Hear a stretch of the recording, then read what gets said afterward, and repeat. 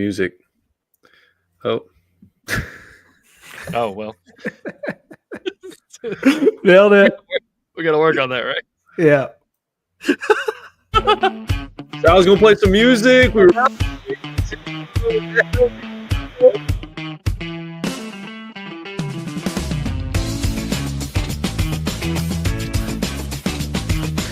Yeah, come on.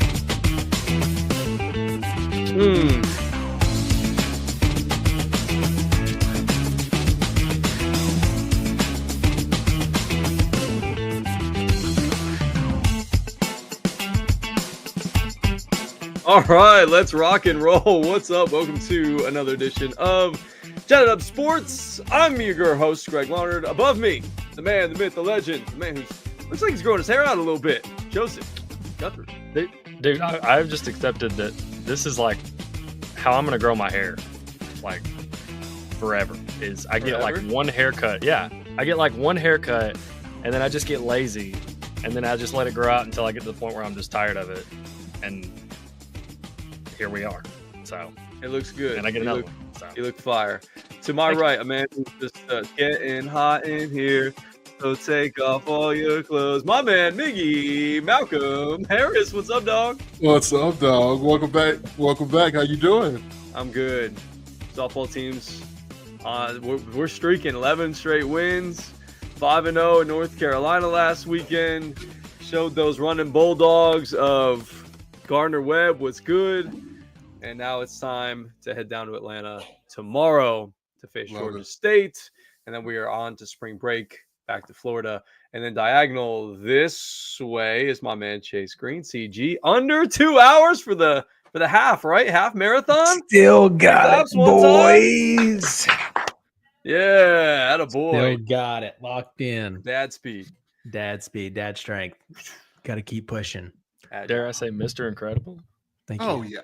Thank you. I mean, that was before the half marathon even. Oh, yeah. I don't think I won the heavyweight division. I saw some big boys out there past me last 2 miles, and I was like, I'm not catching up with those guys. What was the hardest part about that?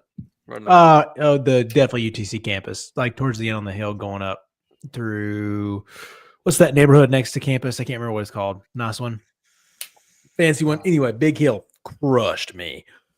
Yeah, it just feels like I think it's mile 11 or mile 10 or something like that. And then that's tough. MLK at mile 11, that's one that's brutal. But we got through it.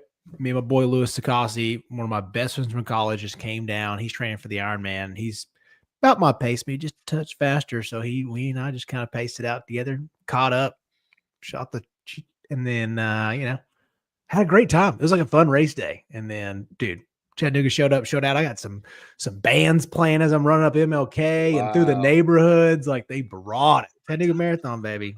So good. They've just crushed it. Real proud of you. Thanks, man. Real proud of you. That was awesome. I was happy to see that you finished in under 2 hours like you were planning for. I know you've been working hard, getting up early, and I know it's not easy being a dad and tending to little Gracie and making sure the wifey's happy and everything is good there and trying to find time to run and work out. It's a lot of dedication. I give you a lot of credit.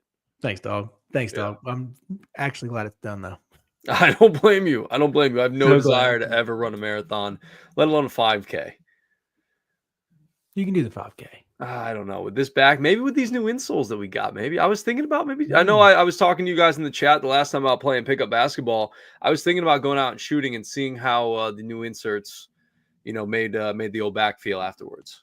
You got it in the bag. Hoop dreams. I would love to. Hoop dreams. Would love to get back out there. That would be fantastic. Well, speaking of basketball, by the way, we are going to talk a lot of NFL Combine tonight. We'll have a guest coming up in about 10 minutes. Max Chadwick, college football analyst for Pro Football Focus, will join us around that time. And if you want to follow us all over social media, please feel free to do so at Chatted Up Sports. Also, find us wherever you get your podcasts as well. Rate us 5 stars, nothing less. Make sure you tell a friend to tell a friend to tell the whole family and the relatives and everybody like that. Leave us that 5-star rating. The ratings are huge. Subscribe on YouTube as well. We would love if you would take the 2 seconds out of your day to go do that. That would be super helpful for us as well. But speaking of hoop dreams, Ja'Marr Meshack, not really a three-point shooter, but as you see, boy got buckets from about 30 feet outside the arc, 35 feet, whatever it was, and stole that game from Alabama because it seemed like Alabama was going to win that game. It seemed like they had it in hand there late. Chaz Lanier got an and one towards the end of the game. Then the defense forces that 5-second call, and then it gave Ja'Marr Meshack, which, again, I am shocked that he was the one to take that shot. Chase, talk to me a little bit about that game, how big that win was against Alabama. It's always good. You always smoke them if you got them. You never complain when you beat Alabama.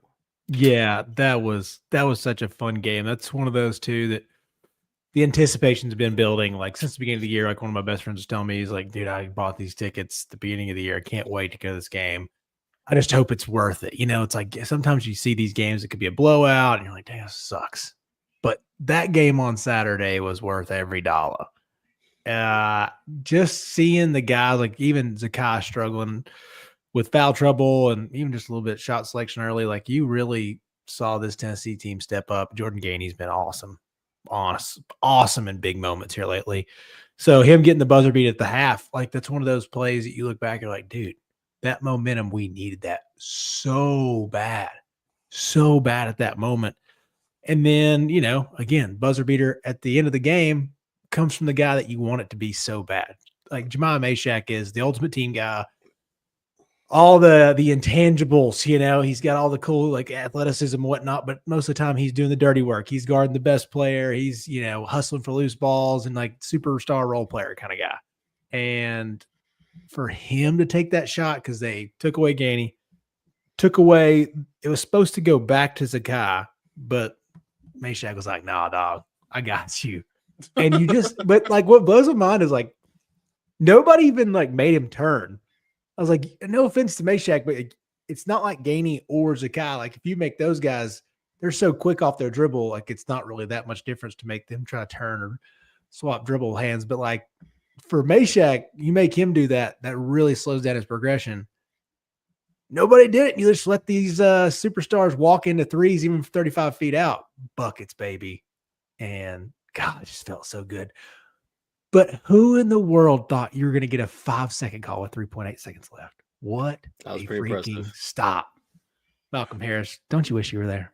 I do, bro. I mean, literally, that was such a good game. I will say that was a makeup call because in the last 3 to 4 minutes of that basketball game, how many missed calls were there that went Alabama's way? That foul on Zakai. I mean, Chaz got foul. Like it was an egregious whistle. So I don't feel bad necessarily about the 5-second. I know that, Alabama and specifically Coach Nate, I know he is mad because, I mean, he left a lot of meat on the bone.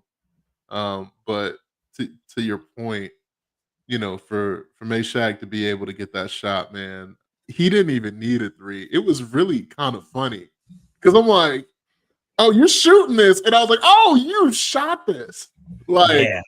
okay, smoke them if you got them. But no, I was at a watch party. I actually left when we got down, and that foul got called. And I guess Alabama was up by 4. I was just like, I can't do this. Every single time I watch Tennessee, they lose. And I got in the car, and then I was just listening to it, and then I was like, oh wow, maybe it's me. I'm not gonna watch another Tennessee basketball game this year. It could be. It could It could be be. me. It could be. That could be the jinx that's on Tennessee basketball this year. It's nice that Rick Barnes did not get that timeout. I guess maybe that would have been the smarter thing to do, was to get it up quick past half court, get that timeout, and then be able to set up one play to run with about a second, maybe a second and a half to go. But look, you're not going to complain. I'll be honest. Ja'Marr Meshack is probably the guy second least that I would have liked to shoot that shot at the end of the game, but good for him. Sometimes it goes in, and it's just kind of very apropos that this is March. Yeah, that was day one of March. You get that. You get a 5-6 matchup, buzzer beater, absolute battle back and forth. Like, got the star power and Sears. Like, dude, that was worth it. That was such a good game. I was in the middle of El Primo, and Hannah's sitting there, and she's like, you can watch your game. Like, I understand. We've only got a few seconds left. And so they have like a small TV at the bar, and I've got my phone out, and I think I'm like 10 seconds ahead. And I kind of noticed it pretty late because nobody else reacted whenever I was reacting. And I was like, oh, I'm not going to do anything. So I'm like, yes, in my table. And then everybody else about 10 seconds later just goes crazy. I was like, dang, dude. Whole place, it went from fancy Italian dinner to redneck real quick, dude. Real quick. Oh man, I love it. I love it. That was a huge win. I know Auburn did win the conference, I believe, if I have that correct. Yep. Yeah, they won the SEC 15-1, 27-2 overall. How do y'all feel, specifically y'all two that are the VFLs, in terms of Chase and Malcolm? No, you're not in trouble, not yet. But how do y'all feel about Bruce Pearl tweeting or putting out there on social media VFL and War Damn Eagle on Saturday? You want my honest opinion? Do we feel a little dirty about it, or do we actually not mind it because we love Bruce still? Listen, man. If Bruce Pearl is not evolved for life, nobody should have that title. That's just how I feel. And I understand business is business. If Rick Barnes retired this year, we would do everything possible it took to go get Bruce Pearl back to Tennessee. I don't care what anybody says. It would happen. If Rick was like, hey, I'm tired, I'm not feeling it, Bruce Pearl more than likely would be back on Rocky Top. Nobody would give two thoughts to it. So yeah, he's evolved for life for me. Always, every day, all day. Always and forever. Always and forever, dude. I would take him back in a heartbeat. I mean, I think I'm very, very, very, very happy with Rick right now. But like you said, Miggy, Rick's not too far away from the old retirement game. Bruce just needs to come on back to Knoxville, the redemption tour. Everything was just great then. Everything was great. And, he has really built something up at Auburn. Really built something up. To be honest, I did not think that he could do this at Auburn. But goes to show you, man, if you're a good coach, you can do it anywhere. Auburn is the most well-balanced team heading into March that there is. They don't have the most star power, but just pound for pound, team-wise, they are they're just deep, man. They play fast, tenacious, great defense, can rebound with the best of them. I love what Auburn's got to say. Now, I know you're not going to want to hear this, Chase. The Duke Blue Devils are going to be a very hard out. No. And we're going to see. I think Tennessee just needs, I don't know. March is a beautiful thing. I think Tennessee could go to the Final Four. I think Tennessee could get bounced in the first round. Truly. You know why they won't get bounced in the first round is because they have the #1 defensive net rating in the country. They're just stalwarts on defense. Yeah. You're right. They should be able to handle their first round matchup. I'm pretty confident that they won't lose in the first weekend, I'll even say. Because their offense ain't bad either. Their offense is ranked 27th in the country, according to Ken Palm, at 27th. But I know you guys have probably seen the stat where it's like, hey, like the magic Ken Palm, like they used to kind of predict who's going to win, the championship, or at least be in the mix there. I think it's like top 30 something defensively and then like top 25 offensively. And I think there's 9 teams I heard this morning that are in that category where they rank, 30 something or better in defense and 25th or better in offense. Tennessee's not one of those teams. They rank just outside offensively, but like I said, #1 defensively. So that always makes you dangerous when it comes tournament time if you can play defense. But as we saw if they run into a team like they did early in the season against Florida, where it doesn't matter really how good your defense is, if your offense goes as cold as ice, it's not really going to matter. Yeah, those teams that just get scary hot and that can like space you out, like they're too good right now, but somebody's gonna be fun to give y'all another one. If you haven't heard these stories, go look up Drake this season. Drake? Yes. So Drake actually, their head coach, he came from a Division II powerhouse. He brought all of his dudes with him. It's a team of a Division II guys. They're going to win their conference. And they are straight cash from 3. Like they're going to space you out. They're fast. It's a fun game to watch. I heard this story from Ryan Hammer. I'm sure you guys follow him on Instagram. Big college basketball guy. You'd know if you saw him. And he was like, you got to watch out for this Drake team. Like, cool story. Went through the whole thing. But those are the type of teams that we don't even know about yet that we find in March, whomever that might be from years past. Like, you're going to find that team and it's going to space you out. And Tennessee's cold as ice. And, Chaz is not stepping up. Like, those are the nights you're worried about. And I know every team is, but when Chaz is not playing well, it's not been great. Now, back to the other point was you were talking about the offensive rating, G. Like, they've just stepped up they've taken a bigger step because of Gainey.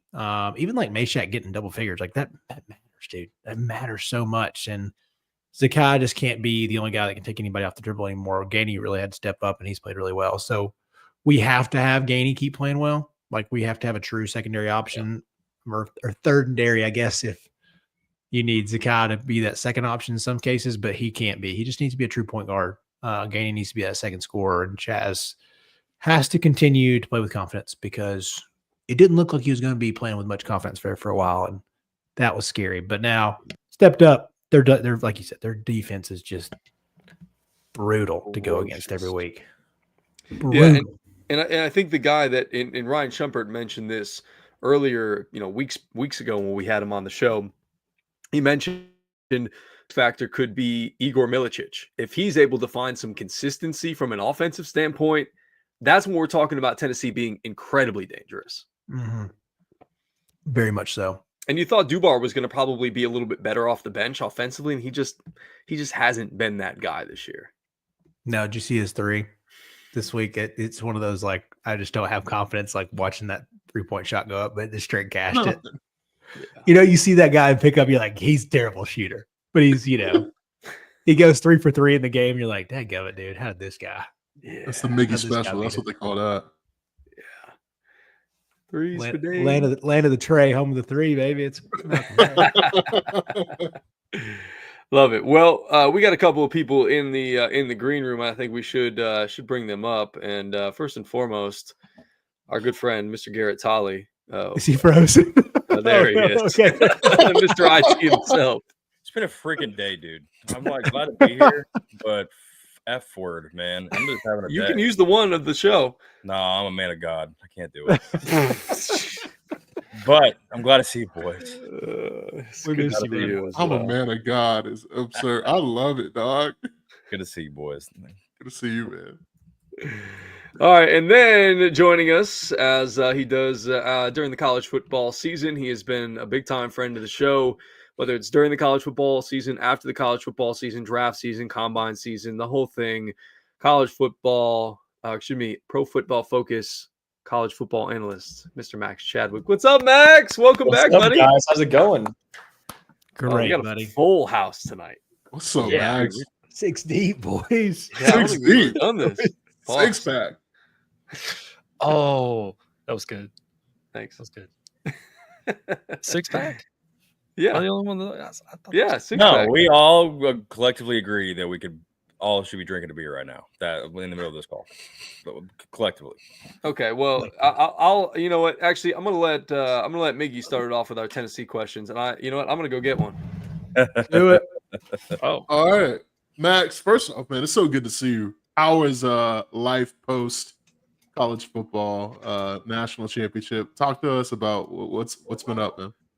Dude, I miss it, man. I miss college football so badly. It's kind of silly season and draft season right now. I just got back from the combine last week, and I love the draft season. It's very cool, but like people overreacting to the combine and all these things, it's like, man, I just want to get back to real football, So the draft season is very fun. I'm excited to see what happens in April for the draft, but I cannot freaking wait to get back to college football in August. Absolutely, So close, buddy. I'm a Vol for life, and some people that have been in my life have said I have character concerns. Just like a guy that is very near and dear to my heart, somebody who we thought would go number one a couple of months ago, but is definitely not going number one, in James Pierce. Talk to me about your thoughts about his, combine performance, and also character concerns I've never heard until about 2 weeks after the Philadelphia Eagles won the Super Bowl. It seems like somebody's trying to get him to fall. Yes or yes? Yeah, it sounds it's a little weird. So the only thing that really pops up with Pierce character wise off field, like he was arrested for a very minor traffic violation. I believe all the charges were dropped though. It was just he kind of had a disagreement with the police officers. It wasn't anything crazy bad or anything like that. So that's all I could find. All the stuff I've heard is that had nothing to do with these quote unquote character concerns. So it's weird, man. I think he is being forgotten about way too much in this draft right now. Obviously, he's a freak athlete. He showed that off at the combine. He was outstanding as a pass rusher in each of the last 2 years. He improved so much as a run defender this past year. And the thing I always go back to with James Pierce Jr. is he was the top 3 pass rusher in college football 2 years in a row. He's still pretty raw. He doesn't have a lot of moves at his disposal, which is, again, kind of a bad thing because, yeah, you got to develop that. But also you look at the other side of the sword, it's a really good thing because you think, okay, wait a minute, this guy is this good in the SEC already without many moves at his disposal. What will he be like when he actually develops those moves? There's a high ceiling there with James Pierce Jr. And I swear to God, man, if he falls to like the Philadelphia Eagles at number 32 overall, it's like, what are we even doing at this point? It's like, you wonder why. You're like, oh, how does Howie Roseman keep getting away with it? Because dude, everyone else is dumb enough to let him keep getting away with it, right? So he seems like one of those guys who's going to go way later in the draft than he should be, and behind a lot of other edge rushers in this draft that he should not be behind. And he is going to end up being one of the steals in the draft, in my opinion. I think I would take him in the top 10 in this draft, honestly. I think Carolina at number 8 is where I would really think about for Pierce. I don't understand. I've seen some mocks where he goes late first round. I've seen some mocks where he goes outside of the first round. I don't really understand that with James Pierce Jr. Yeah, no, I definitely like what you're saying in terms of where your headspace is for specifically his landing spot, because he is a former Charlotte guy. I think having like a hometown hero be in the fold and give that defense some spirit since Brian Burns is no longer in the building is something that would be super helpful in transitioning from the defensive side of the ball. I want to talk about a guy that a lot of Tennessee fans know that was really, the reliable one option in terms of wide receivers. Dante Thornton Jr. Being a 6'4" and 5'8", we'll call him 6'5", playmaker. Really helped kind of engineer Nico Iamaleava's, freshman year. It was that go-to target. I did not think he had 4.3 speed in him. Kind of talk about where his draft spot is now, given his amazing combine performance. Yeah, I was a big fan of him before the combine. I actually had him as one of the 20 best receivers in this class. And it doesn't sound like a lot. Well, you got to remember, like, there's a lot of receivers they've taken day 1, day 2, and even day 3. So top 20, you're probably going to be like a 4th or 5th round pick, if you're a top 20 receiver. So I think he's a really good player. And the athleticism kind of popped on tape as well. He's obviously a bigger receiver. It's a little weird because the Tennessee offense is a little funky, right? So he's not really running that many routes. So, it's not really a diverse route tree that he's running. But like you said, man, he's a freak athlete. And he was a guy that produced really well in Tennessee's offense as well. He showed well in the all-star circuit, I thought, this offseason as well. So, yeah, I like Dante Thornton. I thought he was one of the more underrated receivers in this draft, even before the combine. I think people are starting to come around on him right now. And, I think he's definitely one of the 15 to 20 best receivers in this class, and probably could be a 4th or 5th round pick probably.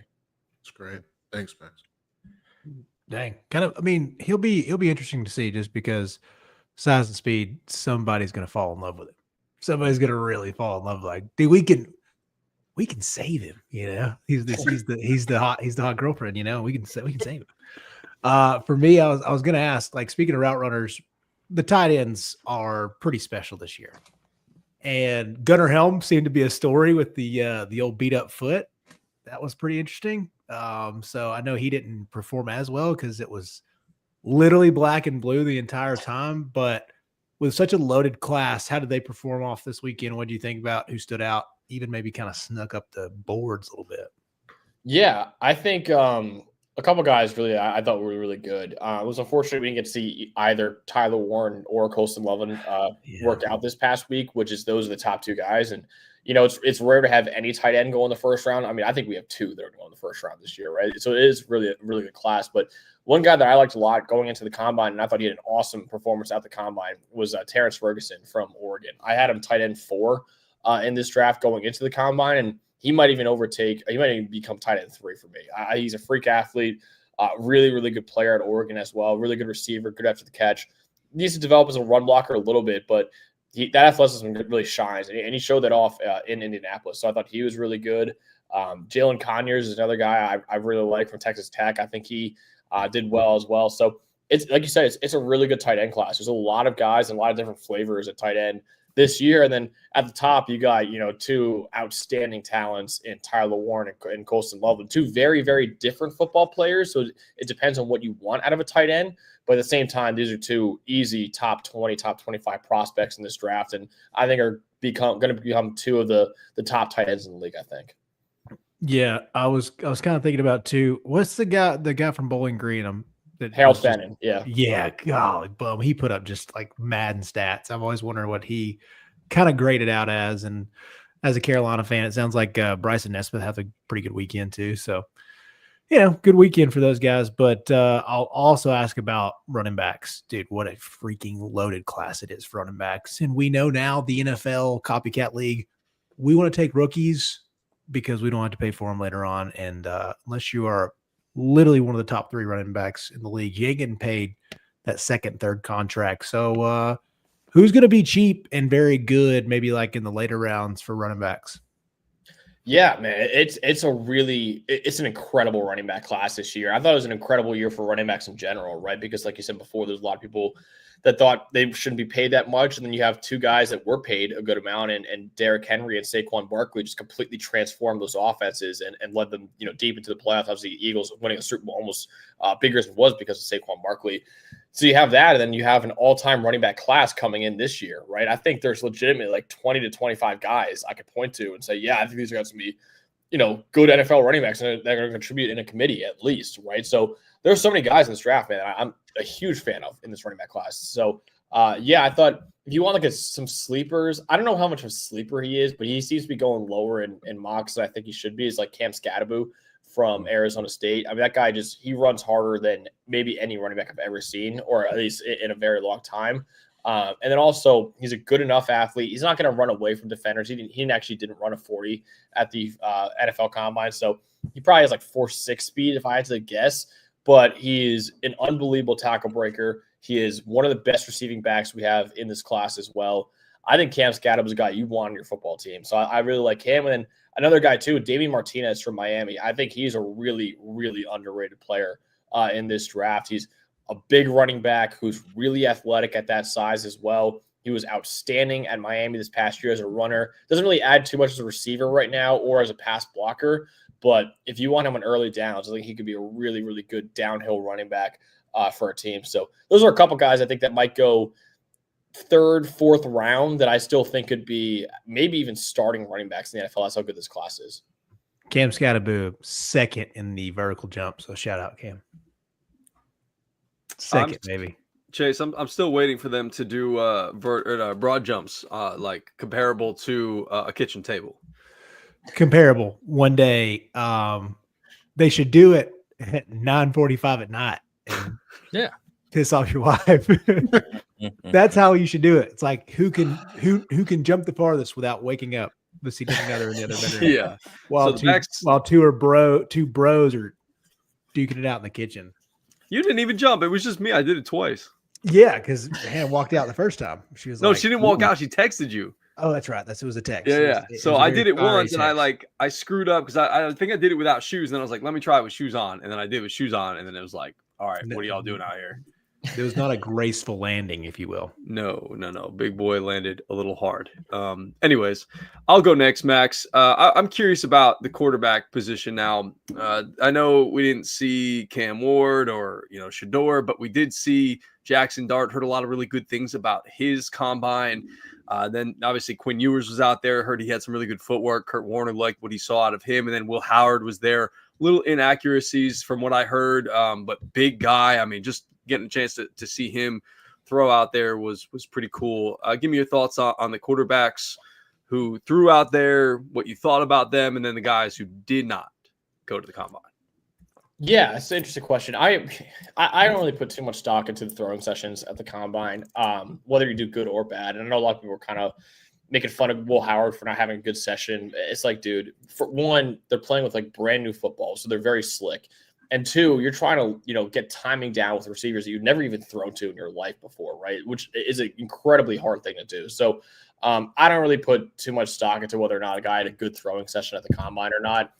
For quarterbacks especially, like I think the combine is almost meaningless besides the interview portion. Obviously, the interviews are huge for teams, but we're not really privy to seeing those. So I don't really care about testing or anything like that for quarterbacks. Like it's really a lot of other different things go into it. And mainly you can only see that off tape, really, and interviews as well. Because obviously, when you draft a quarterback, you're drafting him not only to lead your team, but to lead your franchise, on and off the field. So you want to see what kind of person you're dealing with as well. And again, we don't really get that through the team interviews. We don't have access to that. So I thought it was an interesting week overall. Obviously, the top two guys, like you mentioned, did not throw. So it stunk not being able to see them out there. But at the same time, like I said, I don't really put too much stock into that. I thought it's interesting, though. It seems like a lot of people I talked to in Indianapolis, they think Cam Ward is a clear-cut number one quarterback in this class, and Shedeur Sanders is closer to QB3 than he is to QB1. I don't really understand that at all. I actually have Shedeur as QB1 in this draft, and I'm not ruling it out that Tennessee's going to take him number one, because Brian Callahan in his at his podium session that I was at, he was saying, there's three things to look for in a quarterback. It's accuracy, decision-making, and timing. That, to me, says more about Shedeur Sanders than it does about Cam Ward. So we'll see what happens on draft night. I don't even know if they're going to take a quarterback. They might just take Abdul Carter at number one overall.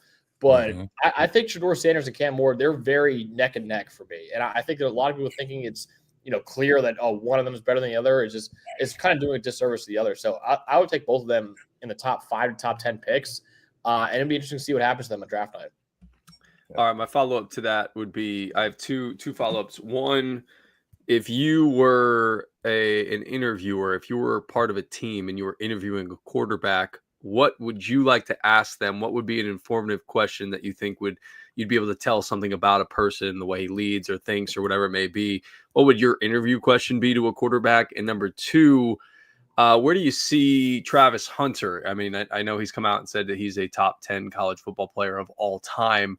Where do you think he goes in the draft? How do you think he kind of grades out? And just trying to filibuster here so you can think about your question, unless you have it off the top of your head.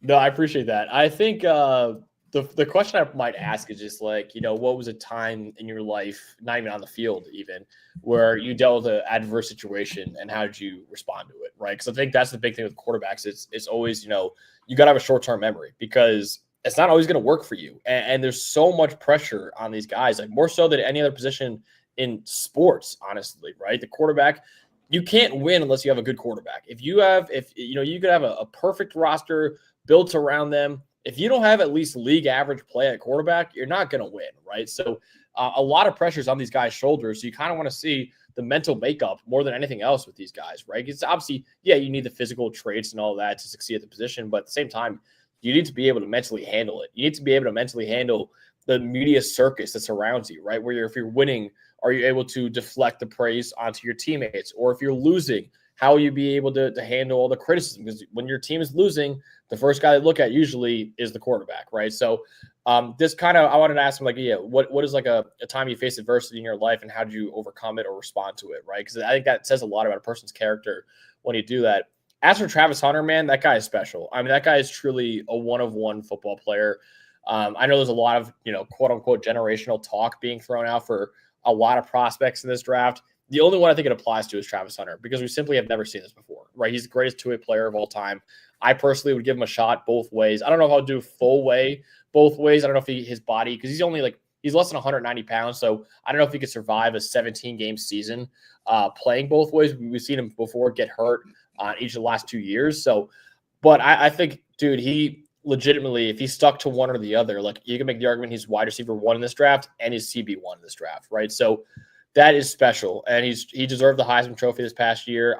Ginty was phenomenal, but I did think Hunter deserved it he's simply put the best football player in this draft, and he might be the best football player in the last few drafts and one of the best football players we've ever seen in college football. I really do believe when he said, I'm a top 10 college football player of all time, I don't think he was being hyperbolic, right? I think you could definitely look at him and say, man, what he did, never been done before. Like Champ Bailey played both ways, not that well. Charles Woodson played both ways, not that well. There's so many guys who've done this before, not at the level that Travis Hunter did. Like you could legitimately make an argument he was a top 3 to 5 receiver. He won the Blitnikoff Award, and you could make the argument he deserved the Thorpe Award as well, which is just ridiculous when you talk about him. So I can't wait to see what he does. I think a lot of people are having him a little bit lower in mocks, and I think he should go. I mean, I'd be really hard-pressed to take any other non-quarterback in this draft over Travis Hunter. I think he's that special of a talent. So, I think he's going to be fascinating, and I can't wait to watch how his career unfolds. So what do you do at 1? I mean, your Tennessee Titans, you just named it. We just talked about a whole bunch of people that you feel are generational talents or have the ability to really take over, a roster. But nonetheless, none of them fit the Titans. So what do you do with the Titans' first pick if you were sitting in that seat? Man, it's so hard because I don't want to run it back with Will Levis. One, I would probably try to see what I could do trading down. I'm sure those conversations are already being had. There's actually been rumors that they have conversations with guys, teams like the Jets and stuff like that. See if there's any team who's really desperate to trade up for a quarterback. And then if you can't, then I might stick at 1, and I might even just take one of the Colorado guys. I think either Shedeur Sanders or Travis Hunter. You really can't go wrong with either one of them. I don't think Travis Hunter is really in the conversation for Tennessee. It sounds like it's down to the 2 quarterbacks and Abdul Carter if they stick and pick at number 1. But like I said, man, I think if they stick and pick at number 1 and they take a quarterback, I think a lot of people are saying, they're just going to take Cam Ward. And there was a lot of reports out that Rand Carthen, the former general manager, loved Cam Ward, right? So if he was a general manager still, they probably would take Cam Ward. With the new general manager in there, I don't know how he feels, but I know how Brian Callahan feels. Unless he's putting out smoke screens right now, the way he was talking about quarterbacks sounds a lot like Shedeur Sanders, right? He dealt with the guy in Will Levis already, who's a gunslinger, and it did not work out at all, obviously. Cam Ward, I'm not saying is that much of a roller coaster like Will Levis, but he is a little bit of a gunslinger, right? So that is another thing that you got to keep in mind with this. And also you got to keep in mind, like Brian Callahan, he's already said too, he was the former Bengals OC. He says, when I watch Shedeur Sanders, I see a lot of Joe Burrow when I watch his game. Now, I don't know if Shedeur will be that good. I don't think he'll be that good. But I think there is a floor there with Shedeur Sanders that there might not be with Cam Ward right now. So while there is a higher ceiling with Cam Ward, I do think Shedeur presents a higher floor. And just from what Brian Callahan has at least said to the media, he sounds like he wants the higher floor guy over the higher ceiling guy. So I'm not ruling out Shedeur Sanders. I think if I stick to pick at 1, I might eventually actually take him at number 1 overall. But I think you can't really go wrong with him or Travis Hunter or even Cam Ward. I think Cam Ward, like I said, is neck and neck with Shedeur Sanders. If you prefer him, I have no problem with that at all. And even Abdul Carter. I mean, Abdul Carter I probably would not take at number 1, but he's a special talent as well. And with the news of them potentially trading away Harold Landry, that would be a really ideal replacement for him as well. Yeah. Chase, what are you feeling right now? I don't know, man. I feel like it's one of those, like the Titans have so many spots to fill. Like trading back is the best move because I don't know. I'm kind of with you. Like the more I'm listening to like smart people that know what they're doing, talk about Shedeur and grading him out. Like I like Cam because, like I watched Miami. You're like watching this guy put up a bunch of points, but also when you kind of say that about Will Levis, you're like, they're not the same guy. But I just don't know if I want somebody that has even a little bit of those inconsistencies. It gets bored or chucks it up around the goal line just for funsies because he's, just feel like it. We can come back. I don't want that. I don't want the panic that Will Levis had because, guy gets to the NFL, you have some scary moments. Like look at Caleb, like kind of freaked out game 1, and that can happen. And you're like, okay, I don't want Cam to do that. And then we have a different version of Will Levis again. Can't handle that. I think star power, the way he handles himself, like Shadeur's got it. Watching Carter in the playoffs more and more, and then watching him in the big games like the Ohio State games and stuff like that. But He's special, but it's like you have so much more you need that you got to trade back, get a couple. There's some really good guys in this draft. I don't know, pick up 3 or 4 more than you can with just one. So go build your roster. Next year seems like a better quarterback class. Am I correct? Yeah, I would say so. And the thing about trading back too, I think it's worth keeping in mind with Tennessee. They don't have a 3rd round pick, right? So they have the 1st overall pick, they have the 35th overall pick. Their next pick is number 102. So they're, like I said, this is a team with still a lot of holes. Obviously, they're the worst team in football this past year. They probably want to stack up more picks, right? So I think that's another thing to keep in mind too, is that they only have 2 top 100 picks right now. So they might try to add a couple more day 2 selections if they can to just get more shots at the apple, right? I mean, you need to do that if you're Tennessee. But yeah, next year's quarterback class, it looks better for now. It's weird. Like, I don't know if I would take any guy next year over the top 2 this year as of right now. Like, Arch Manning could absolutely become a superstar quarterback prospect, but there's a lot of talk to Arch Manning too. Like, he's going to stay at Texas for 2 more years, right? So he might not even declare after next year's draft. And then all of a sudden you talk about Drew Aller, and then Sam Levitt, Carson Beck is still in next year's draft as well. Garrett Nussmeier. Like, I don't see Ew. So, Dude, Carson Beck, man, stuck down in Miami. His girlfriend. That is evil twin, Garson Beck. Yeah. Garson Beck. That's who stole the Lamborghini. It was That's right. Garson. For sure. No, but Max, I love what you said about Shador and Cam and how you compared them, and because I'm on the same level with Shador. I think Shador is a more NFL ready product than Cam, because as much as I love Cam, and he does have that aspect where that question that you would ask quarterbacks, like, can you erase what just happened? It felt like Cam sometimes would go out and do things so he could show you, yeah, I can erase what just happened. Now watch this. Because when I watch Cam, like, I see some of the incredible things he did, but I also see the inexplicable throw against Cal, where he's rolling out to the right and he just throws it back across the middle. It's like quarterback 101. We do not do this. yeah. And it led to an interception. So, but getting back to the draft, I want to know about the other pass catchers and receivers. Obviously, Matthew Golden made himself some money this week. I know he's 25 on the PFF draft board, so y'all were a little higher on him than maybe some other people were. But he joins a group of Texas receivers that seem to run 4.4 and less.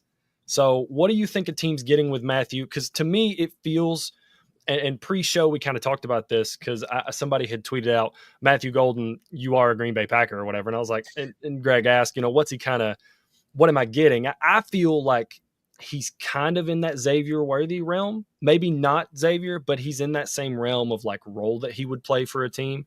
How do you feel about Matthew? Are there any other guys that you saw that kind of stuck out to you a little bit this weekend, or maybe some guys that you think hurt their draft stock with how they performed as far as receivers go?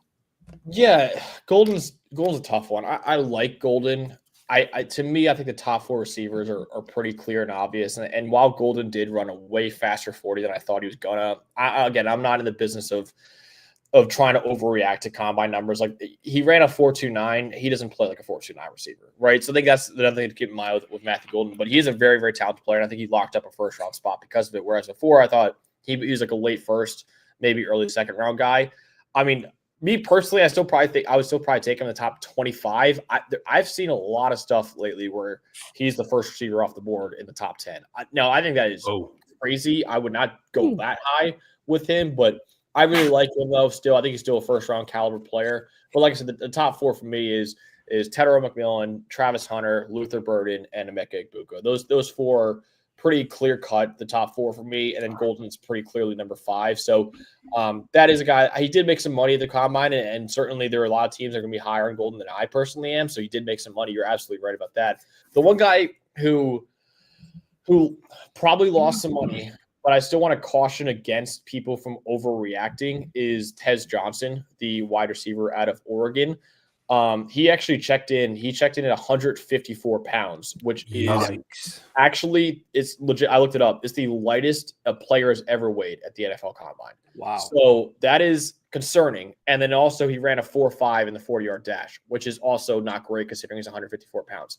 Now, the thing I'll say with him, He is an underneath receiver. He's an intermediate receiver. He's not going to be running 40 yards downfield all that much. He's going to be winning in the slot. He was unguardable at the Senior Bowl. I think he is legitimately one of the best route runners in this draft, if not the best route runner in this draft. His agility, his 3-cone and short shuttle were both elite. I think that, and also we have this metric of PFF that hopefully will become more and more popular as the years go on, called our GAS score, which is game athleticism score. And we could use like player tracking data to measure how fast a player is on the field, change direction, agility, all this stuff, and it factors in their size as well. Even with his size, Tez Johnson scored in the 99th percentile for wide receivers. So he is a very good athlete. I saw a lot of people say, "Oh, he's a UDFA now. There's teams that not even going to want to touch this guy." Tank Dell didn't run a fast 40 either, right? Tank Dell is around the 4 or 5 range as well, and he was one of the most one of the lighter receivers we've seen as well. It's not great, and it certainly wasn't a great week for Tez Johnson. But this is another guy too, where like, okay, the combine isn't everything. Like, let the tape speak for itself. And like I said, I was at the Senior Bowl, and guys like Azareye'h Thomas, who are big corners, who love to press guys in the line of scrimmage, you would think that'd be a massive disadvantage for Tez Johnson, who's that small. He was beating Azareye'h Thomas in press coverage, right? So I still am a big fan of Tez Johnson, but I can't deny that there's probably a lot of teams that lowered him on the board at least, if not crossed him off the board altogether after weighing that little and then only running a 4.5 in the 40-yard dash. Okay. Good. Well, I mean, to play off that a little bit, to go to the opposite side and go back to defense, were there anybody, because it feels like it to me, and I could be wrong, but it feels like to me it's kind of a position that's not being talked about much outside of Travis Hunter, and that's not necessarily because of the position he plays being a corner, but just because that he's a freak athlete. Are there any secondary guys, any corners that you think really made themselves some money, really impressed this week, or like somebody that might be flying under the radar that you're like, don't be surprised if this guy jumps from like a 4th, 5th round pick to like a early 2nd round pick? Oh, yeah. There's a couple guys. Darian Porter, I thought, made a lot of money at the combine. The corner from Iowa State. He's like 6'3", and he ran a 4.3 in the 40-yard dash. He's a crazy athlete. So he had great tape this past year at Iowa State too. He's one of the best press man corners in the draft. He's got the length you want in a press man corner, and then obviously the speed that you want to turn and run with receivers as well. So he's very good. I've heard a lot of Jahdae Barron love, and I love that. Jahdae Barron is a superstar, and I saw some stuff where he might be going over Will Johnson in the draft, right? He might be a top 10 to 15 pick. And it's another guy, Will Johnson. I think people are way overreacting to Will Johnson as well. He's still a blue chip talent in this draft. I would still take him in the top 10 in this draft. I've seen some people, though, who don't think he's a top 20 pick. I don't really understand that at all. But those are some guys that made some money. As for another guy at safety that I thought really made some money is Nick Emmanwori from South Carolina. He legitimately, according to the relative athletic score by Kentley Platt, which is great, it basically puts all your metrics in the combine into one score. Nick Emmanwori is a 100th percentile athlete, meaning he's the most athletic you've ever seen at the combine, right? So he's a guy that I've heard rumblings for weeks that, hey, this Malachi Starks might not, wire to wire safety one that everyone thinks, oh, it's Malachi Starks and everyone else. There's going to be some teams that like a Nick Emmanwori higher. And with Starks kind of having a average combine, Emmanwori might be taking him over. Now, they are different players. Starks is more of a free safety. Emmanwori is more of a guy you want in the box because he is 6'3", 220 pounds. But you're 6'3", 220, and you run a 4.3 in the 40-yard dash. Like, you're crazy, right? So he's a really, really good athlete. Again, I probably still have Starks over him, but there's no denying that Nick Emmanwori has made himself a lot of money over the last few weeks, and he might end up being the top safety coming off the board in the draft, which is pretty shocking when everyone thought that Malachi Starks would be the clear-cut number one safety for basically the last 3 years, basically. Yeah, I was kind of reading y'all's article here about with Nick, the Kyle Hamilton-esque box defender is maybe one of the best compliments you can get in football now. Oh, yeah. Yeah. Like, if that's what you're comparing him to, and you also have a guy that's just, I mean, these numbers, they don't even seem real. Like, no. 4.38, 43-inch vertical, 11.6 broad jump. Probably not our kitchen table good, but still pretty damn good. Creeping. It's creeping up there, man. It's creeping up there. That's in the kitchen jumping league. He's that's almost crazy. There was a defensive tackle that was also talked about being a two-way player that's running routes as tight end. Did you see this gentleman? Yeah, JJ McKee's my guy. Yes, That's dude. The big man. Eat your heart out, Travis Hunter. I love it, dude. JJ McKee's that guy rocks, man. That guy is just pure football player through and through. And this is not new, right? He actually played a lot of fullback for Ole Miss this past year as well, was effective as a fullback at Ole Miss this past year. And then also he actually legitimately was one of the best T tackles in the country as well. So I love it, dude. Yeah, he's a big man, Travis Hunter. So I love it. I think there's probably some teams, and there's some teams that wanted him to work out as a D tackle, and some teams that wanted him to work out as a fullback. So he is kind of getting the Travis Hunter treatment a little bit on that side of the ball. 2 for 1 special, baby. Don't hate that. Don't hate that at all. All right, let me ask you this, Max. It looked like you were out at the combine, were you not? Yeah, I was there. Okay. What was your favorite thing when it came to watching the combine? What was the favorite thing that you either heard or saw while you were there? And what was the best thing that you did while you were in Indy outside of the combine? A lot of drinking. There you go. We were out. I always say the combine is one of my favorite weeks of the year, and it's also the week I dread the most because it is like you're up at 6 a.m. every morning because you got to be there for the podiums and all that to do your job, and then you're out until 2 a.m. every night as well. Ooh. And it's just for 5 days in a row. You're like, dude, I can't. And all you're eating is like Taco Bell, Chick-fil-A, Chipotle. Like Chipotle was like my healthy meal this week, essentially, right? It was just I was destroying my body in every way imaginable. So that wasn't great, but otherwise it was a very, very fun week overall. It's so cool to see all the people that you look up to in the industry and are friends with the industry. You can actually meet them in person and talk to them in person, and obviously everyone in the NFL is there. Every good college football player is essentially there at the combine as well. So that's really cool. That was a really cool experience. I think doing a lot of the shows there was really, really cool, and just being able to talk football, man, being able to talk college football. And I love the NFL draft and I love the NFL, but obviously college football is my first and true love. So being able to marry college football into the NFL with the NFL draft is always one of the coolest times of the year as well. So I love the NFL combine, and there's a lot of great nights in Indianapolis, although it does take a toll on your body, and you take maybe the fattest nap you'll ever have in your entire life the day after you get back. Need it, dude. Need it. It does feel like following all these guys, everybody is there. And especially like how pods have grown, and like you guys are just so versatile. Like when it comes to like doing a show wherever, it's so easy and everybody's there, and all these fun stories. Like the rap sheet story this week was hilarious. Like all the chaos. It has to be so much fun. Like just rubbing elbows and listening to this bull crap all day. Yeah. How do I say it? So we were actually at the bar. Do you guys have Tin Roof in Tennessee? Sure do. We do.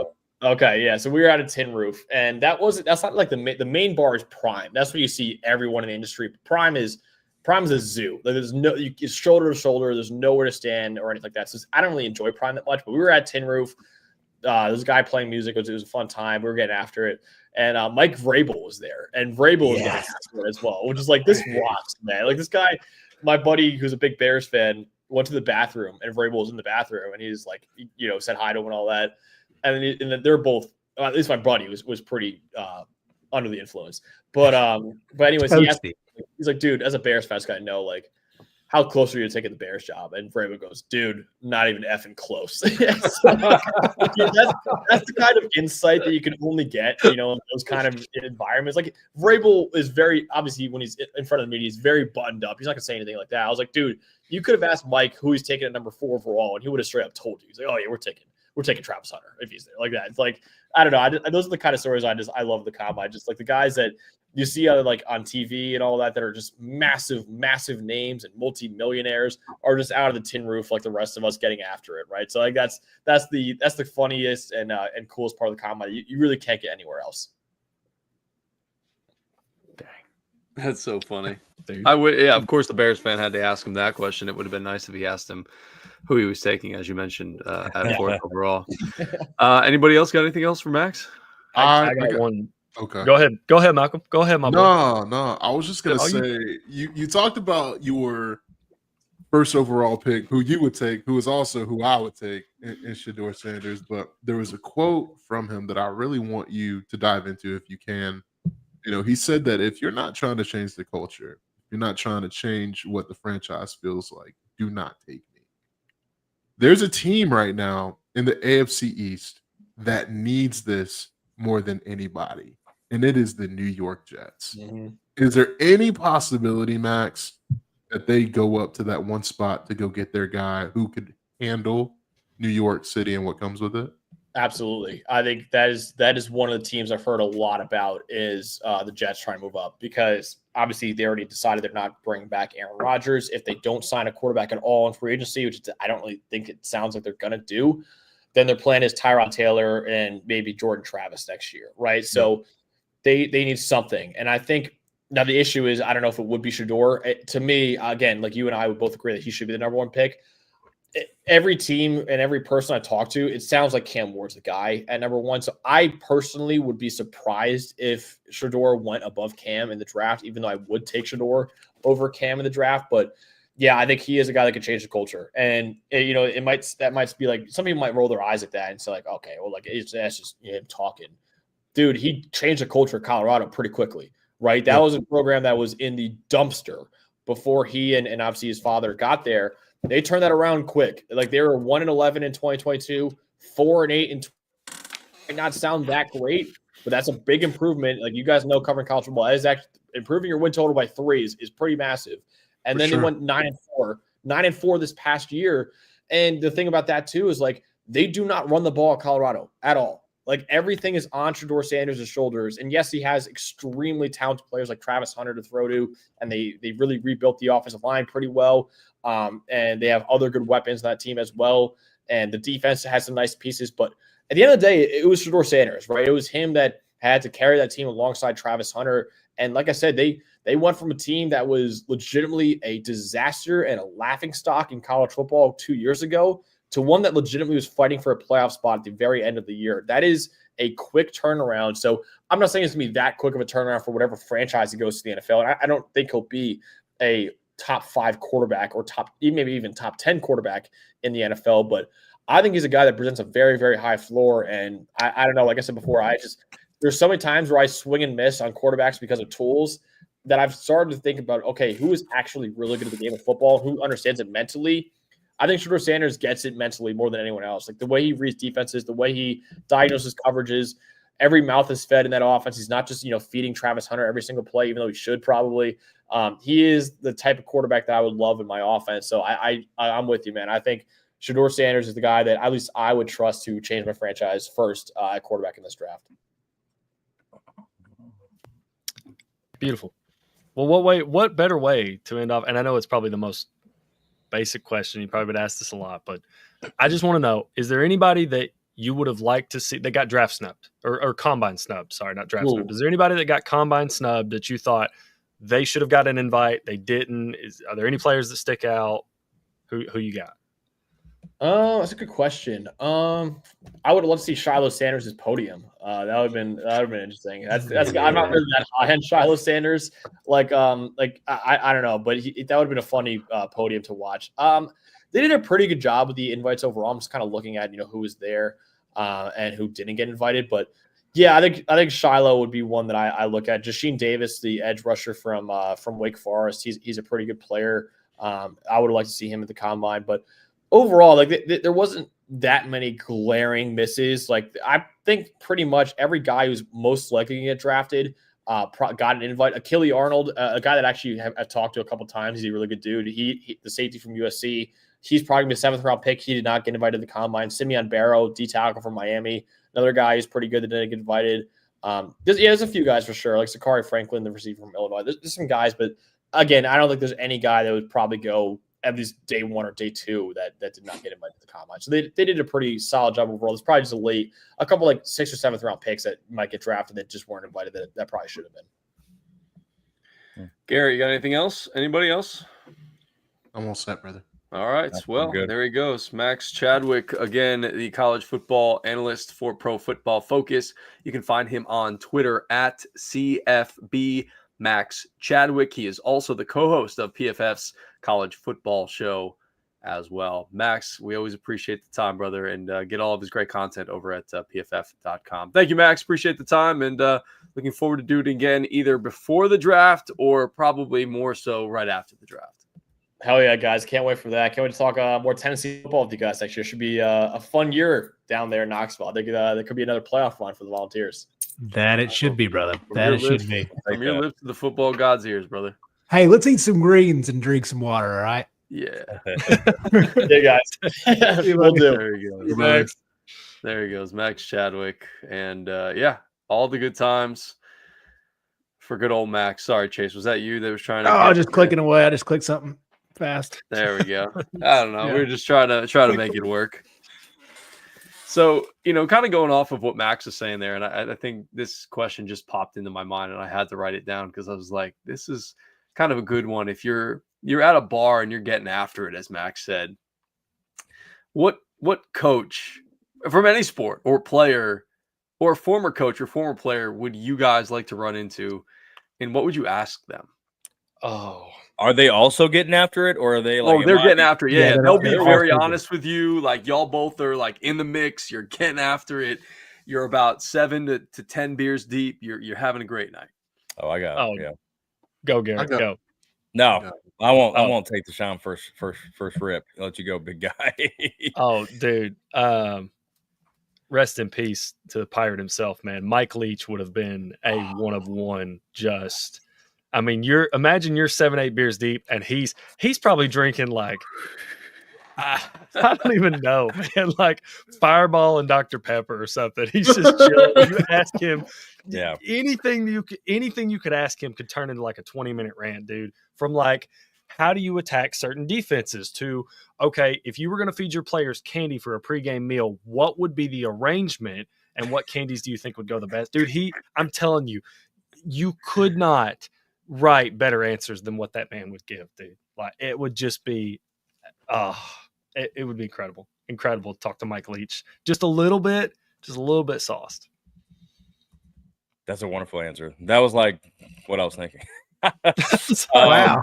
So, but in addition to that, I'll go college basketball then. So I'll jump off that coin. Give me Bob Knight.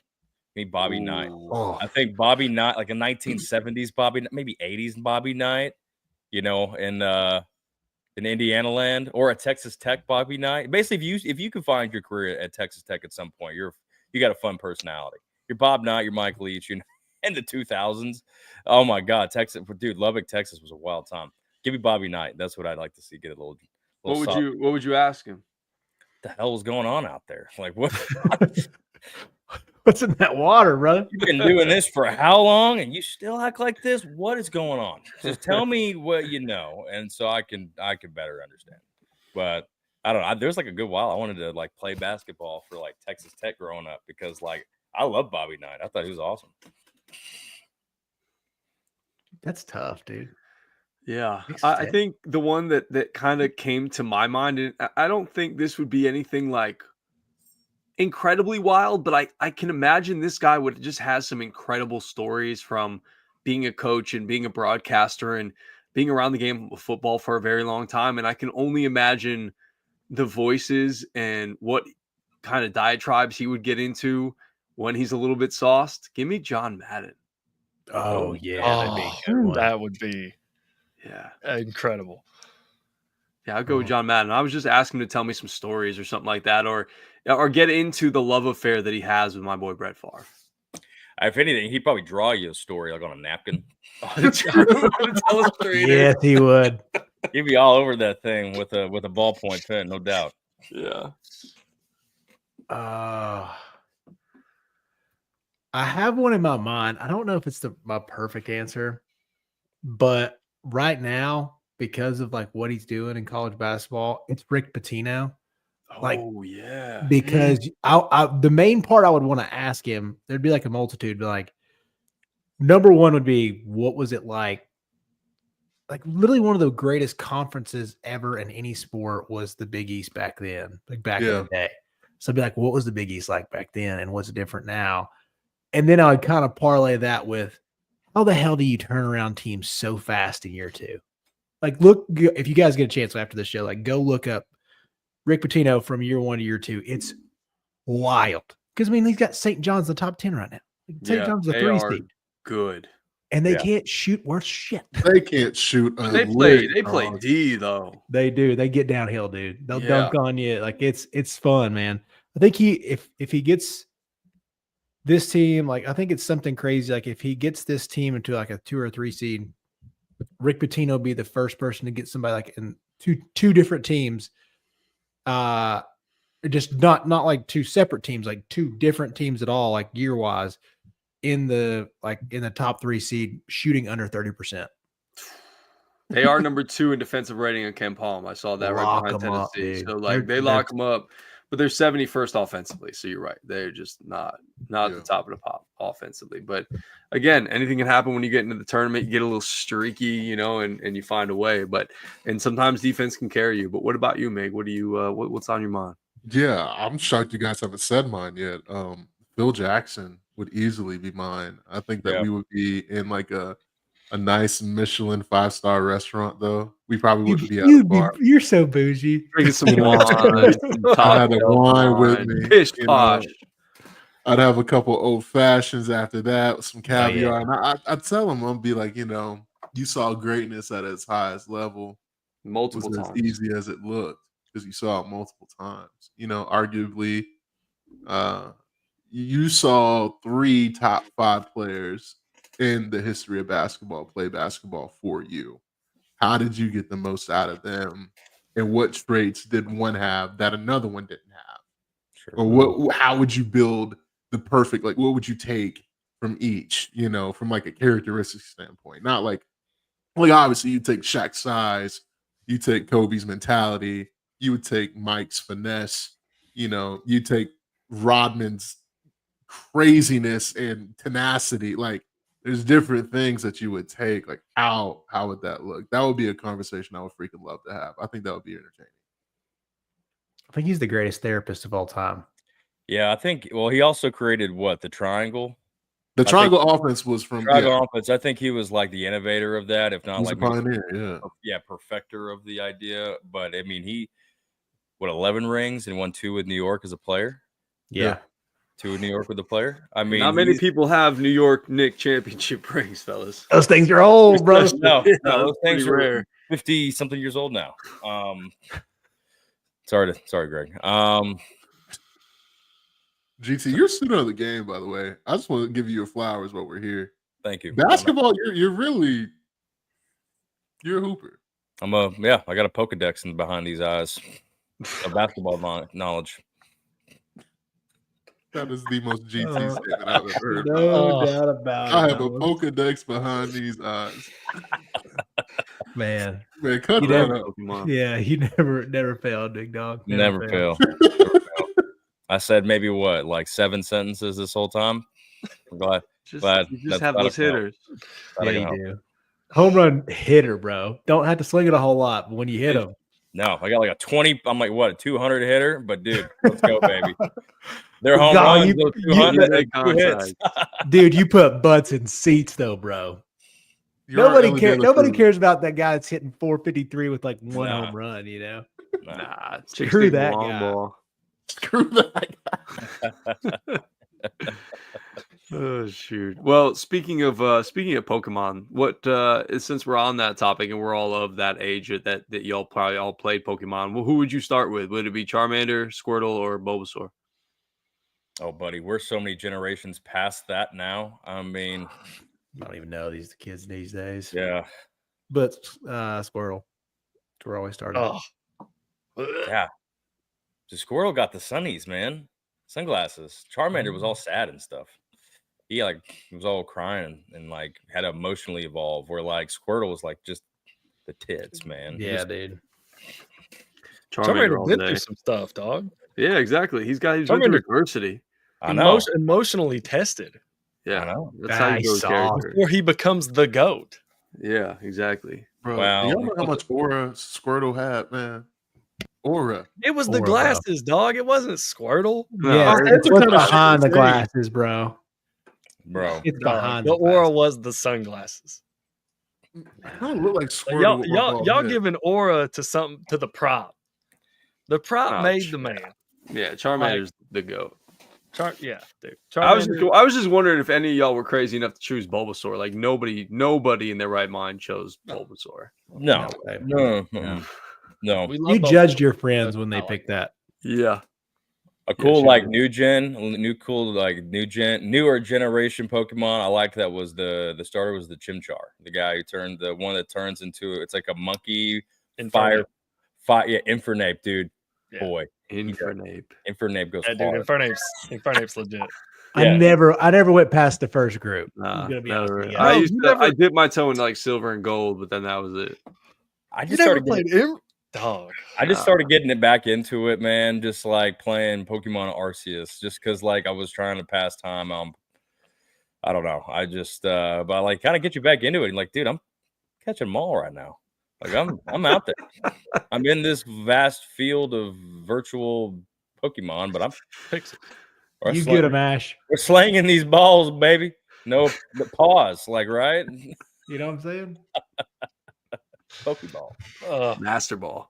Yeah, dude, the Master Ball go crazy, man. Yeah, the Giga Save Ball. that one for Mewtwo. So, Jamarius just texted me. Said, "Did I hear you say Pokemon?" You guys missed some quality games. Ears are ringing. Yeah, dude, yeah. I think they did, Joseph. I don't think that they're ready. Sapphire and Emerald, like they got a new one. They got a new one coming out. I think in June called like Pokemon Z to A or something like that. A to Z. Yeah, ZA. Yeah, ZA, whatever that means. But dude, like half my TikTok is like guys ripping Pokemon packs, making like thousands of dollars, and like thousands, bro. Thousands. There's a market for it. Yeah, I mean, I even try to go to Target sometimes and like just buy some Pokemon cards. Empty scalpers everywhere. You would be a good card ripper though. Yeah, it'd be a blast, dude. The little art and stuff. If financial services doesn't work out, I'm a guy who wears TikTok with the state fish of Hawaii, the Huma Huma Nuku Nuku Apuaha. That is the state fish of Hawaii, by the way. GT the card shark, bro. So yeah, you take somebody's money. Oh yeah, like ethically swindle them. Yeah, no, ethically. Hey, this is a fair trade. This is fair trade. Barter for the best of them. Barter forever, bro. All right, boys. I got to roll out of here. I've not slept in a while. So that sounds good. Well, hey, I just want to acknowledge real quick before we all leave it how rare it is that we all get a chance to be on here. It's been a while. I haven't seen y'all in person in a while, but just getting a chance to hang out with you guys for an hour and 15 minutes, with Max, it's good for the soul. It does wonderful things for the soul. Episode 99, man. We got one more. 100. Next episode. Stay tuned. That's right. We got one more until 100, and we'll figure out what we're doing for that. We'll let y'all know, but stay locked and loaded on social media at Chatted Up Sports, where we get your podcasts as well. Please give us a follow anywhere and everywhere, and make sure you take us on the go and listen to us anytime as well. We've got a lot of good content up here, and we're going to be doing a lot more interviews. I just want to give everybody a quick update. There will be no Coach Reed interview tomorrow. The Mock Softball Weekly will not be tomorrow. We're going to try to get it in on Wednesday. We have a midweek game tomorrow at Georgia State, so we're going to be traveling tomorrow during showtime, so we're not going to be able to do that. But stay tuned. We'll have that up there soon. The mocks are rolling 11 in a row. So we're going to try to keep that going as we head into Florida this weekend. But great to see you guys. Like I said, we got something fun coming for our 100th episode, whether we record it on Wednesday and release it on Thursday, or we decide to go live on Thursday. So we'll let you guys know. For Chase Green, Garrett Tolley, Joseph Guthrie, Malcolm Harris, I am Greg Larnard saying good night and thank you to Max Chadwick. We will see you on Thursday. Peace and love. Peace.